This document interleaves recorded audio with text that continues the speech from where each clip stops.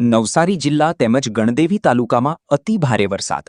નવસારી જિલ્લા તેમજ ગણદેવી તાલુકામાં ગતરોજથી ભારે વરસાદની આગાહી કરવામાં આવી હતી. ગતરોજથી ભારે વરસાદને કારણે અનેક વિસ્તારોમાં પાણી ભરાયા. બિલીમોરા શહેરમાં ચીખલી બિલીમોરા મેઇન રોડ પર પાણી ભરાતા વહેલી સવારે વાહનની અવરજવરમાં હાલાકી. વહેલી સવારે કામધંધા અર્થે નીકળેલા લોકોના વાહનોમાં પાણી ભરાતા વાહનો બંધ થતાં હાલાકીનો સામનો કરવો પડ્યો. બિલીમોરાના નીચાણવાળા વિસ્તારમાં તેમજ અનેક સોસાયટીઓમાં પાણી ભરાયા.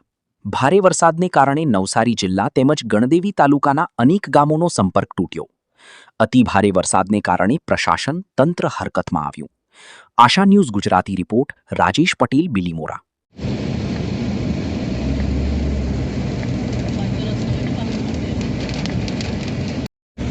ગાડી ડૂબી ગઈ.